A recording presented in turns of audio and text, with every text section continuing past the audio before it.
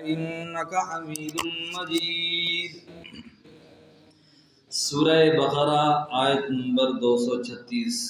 اس آیت کے اندر اللہ تبارک و تعالی یہ بیان فرما رہے ہیں کہ ایسی عورت جس کا مہر مقرر نہیں ہوا اور ابھی تک اس کے ساتھ خلوت صحیحہ یعنی ملاقات بھی نہیں ہوئی، ایسی عورت کو قبل المسیس یعنی چھونے سے ملاقات سے پہلے ہی طلاق ہو جائے تو اس کے لیے مہر کا کیا حکم ہے؟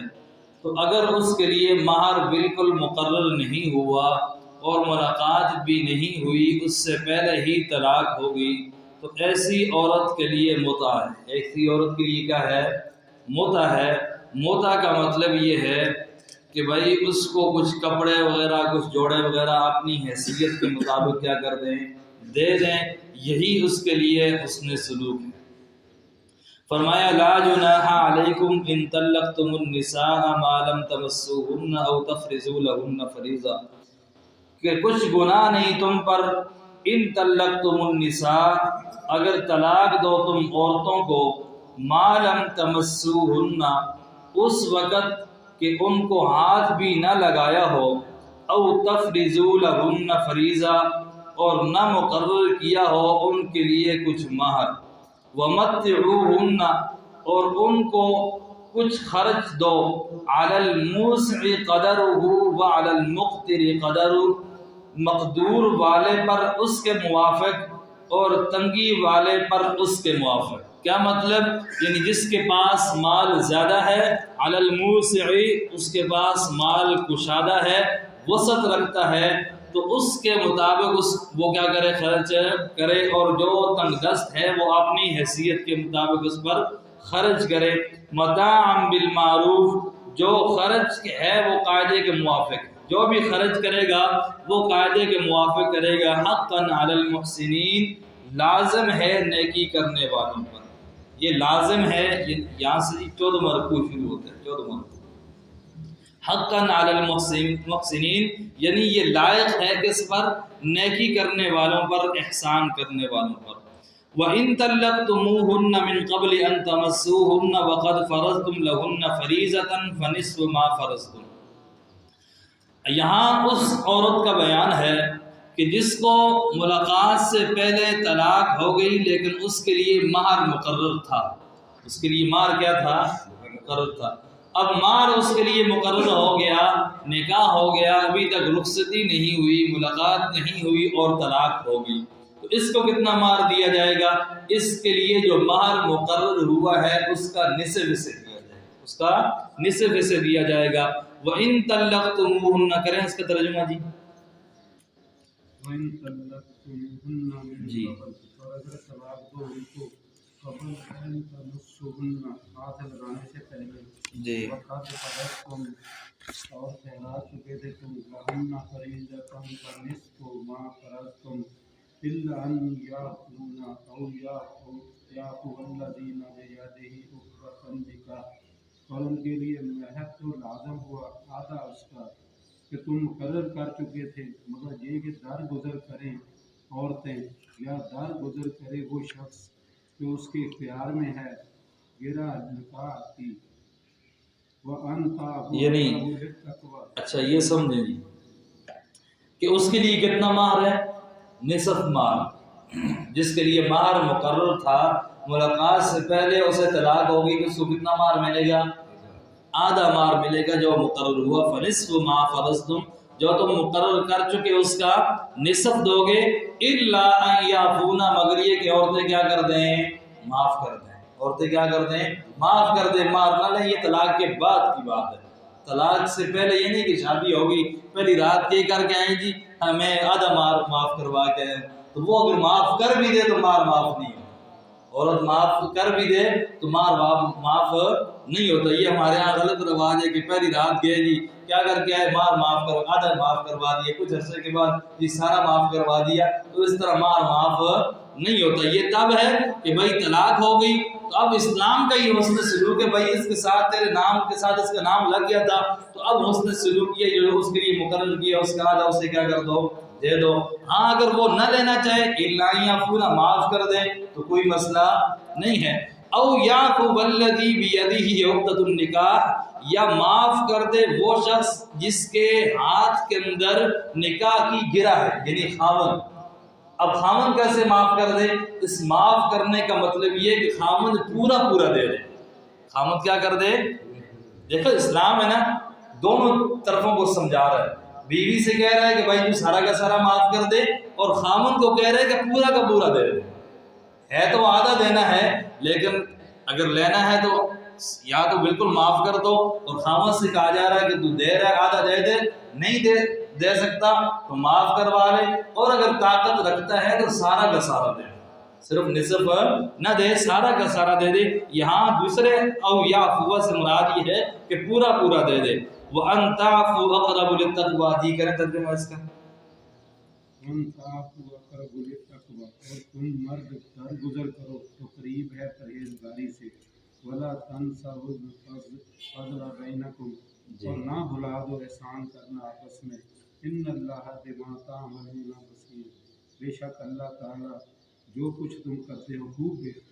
وَأَن تَعْفُوا أَقْرَبُ لِلتَّقْوَىٰ مردوں سے خطاب کیا کہ بھائی تم معاف کر دو درگزر کر دو تو یہ تمہارے لیے پرہیزگاری کے اعتبار سے کیا ہے؟ قریب ہے یعنی معافی سے تقوی کے زیادہ قریب ہو جاؤ گے.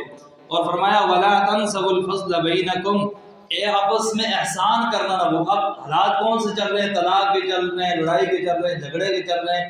اس دوران بھی فرمایا کہ آپس میں نیکی کرنا اور احسان اور فضل نہ بھولو.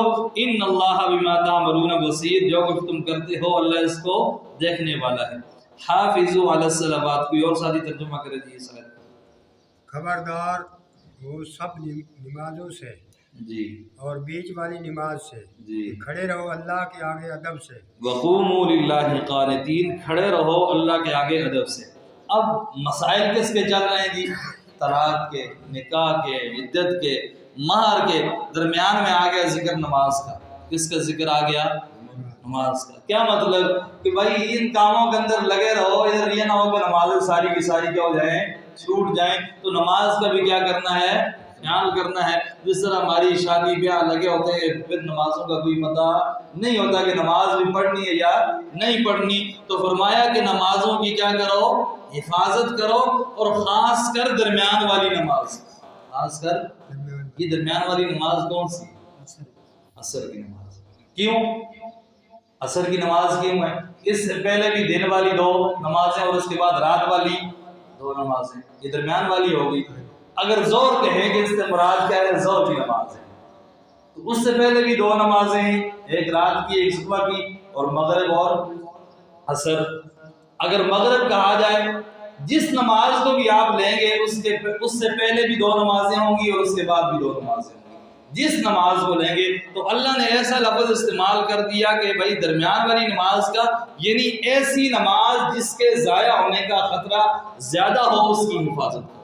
یہ صلاۃ وسطیٰ عصر کا زیادہ کہا گیا اس لیے کہ جو عصر کا وقت ہوتا ہے عام طور پر آپ نے بازاروں کے اندر دیکھا ہوگا, خاص کر وہ بازار جن کے ساتھ دیہات معلق ہوتے ہیں, تو لوگ دن کو آتے ہیں وہاں خریداری کے لیے, عصر کے وقت وہ واپس جا رہے ہوتے ہیں. اب انہیں جانا ہوتا ہے گاؤں کی طرف, اب وہ عصر کو خریداری کر رہے ہوتے ہیں اور کہ گاڑی نہ نکل جائے جلدی جلدی سامان لینے, اس دوران وہ نماز ضائع کر دیتے ہیں. اور جو دکاندار ہوتے ہیں وہ اس کام میں لگے رہتے ہیں کہ بھائی ہمارے گاہک اسی وقت زیادہ ہوتے ہیں. اس نماز کے ضائع ہونے کا خطرہ زیادہ تھا اس لیے عصر کی تاکید کر دی. اب یہاں ایک بات سمجھیں, آتی ہے ہر نماز آتی ہے, میں نے کہا ہر نماز سے پہلے بھی 2 نمازیں, ہر نماز کے بعد بھی 2 نمازیں ہیں. اب یہاں جو صیغہ اللہ نے استعمال کیا ہے وہ حافظو کیا ہے. کون سا کیا ہے؟ حافظو کیا ہے. اب یہ تھوڑی سی عربی ہے نا, تھوڑا سا سمجھیں. حافظو یہ محافظت سے, کس سے ہے؟ محافظت. ایک ہے حفاظت, ایک ہے محافظت. کیا مطلب؟ یہ ایسے سمجھیں جیسے لفظ مقابلہ ہے. لفظ مقابلہ ہے تو جب مقابلہ ہوتا ہے تو وہ ایک طرف سے ہوتا ہے یا دونوں طرفوں سے؟ دونوں طرفوں سے ہوتا ہے نا.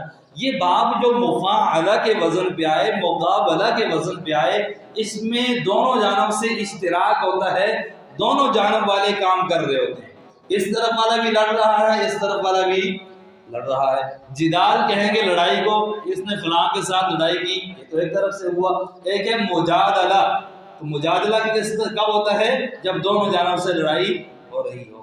یہاں اللہ نے فرمایا حافظو، محافظت باب مفاعلہ سے، کہ نماز کی حفاظت کرو۔ کیا مطلب؟ کہ اشارہ دے دیا دنیا میں تم نماز کی حفاظت کرو، مرنے کے بعد نماز تمہاری حفاظت کرے۔ اس سیغے سے کیا سمجھ آیا؟ کہ دنیا میں تم نماز کی حفاظت کرو، مرنے کے بعد نماز تمہاری کیا کرے گی؟ حفاظت کرے گی۔ جو ساتھی آپ کے قریب ارد گرد آرام کر رہے ہیں، تھوڑا سا ان کا پیار اور محبت کے ساتھ جگا دیا کریں، کیونکہ یہ قرآن ہے۔ اور وَمَنْ أَعْرَضَ عَنْ ذِكْرِي فَإِنَّ لَهُ مَعِيشَةً ضَنْكَا کی وعید کے اندر کہیں نہ آ جائیں۔ فَإِنْ خِفْتُمْ فَرِجَالًا أَوْ رُكْبَانًا، اب نماز کا بیان آیا تھا تو فرمایا اگر تم خوف کی حالت میں ہو تو نماز پھر بھی معاف نہیں ہے۔ یعنی یہ نماز ایسا حکم ہے کہ خوف کی حالت میں ہے، سامنے دشمن ہے، لڑائی ہو رہی ہے، جھگڑا ہو رہا ہے، لڑائی لگی ہوئی ہے، جنگ قتال مقاتلہ شروع ہے، فرمایا نماز کا وقت آ گیا، جماعت نہیں ہو سکتی، اکیلے پڑھ لو، قبلے کی طرف منہ نہیں ہو سکتا، جس طرف چاہے منہ کر کے پڑھ لو، فرجالن پیدل پڑھ لو، اور رکبانن سواریوں پر ہو تو سواریوں پر کیا کر لو؟ نماز پڑھ لو، لیکن نماز معاف نہیں ہے کسی حالت کے اندر۔ تندرست ہو کھڑے ہو کر پڑھو، نہیں کھڑے ہو سکتے بیٹھ کر پڑھو، بیٹھ کر نہیں، لیٹ کر، اشارے سے بالکل نہیں پڑھ سکتے بعد میں قضا کر لو، قضا نہیں کر سکتے اس کا فدیہ دے دو۔ ایسی حالت ہو جائے کہ پھر زندگی میں دوبارہ صحت ملنے کی امید نہ ہو تو وہاں کیا کر دو؟ فدیہ دے دو، لیکن نماز معاف نہیں ہے۔ فَإِنْ خِفْتُمْ فَرِجَالًا أَوْ رُكْبَانًا، اگر تمہیں خوف ہو دشمن کا، فَرِجَالًا تو پیدل نماز پڑھو، او رُكْبَانًا یا سواری پر، فَإِذَا أَمِنْتُمْ فَاذْكُرُوا اللَّهَ، لیکن جب امن میں ہو جاؤ اللہ کو یاد کرو۔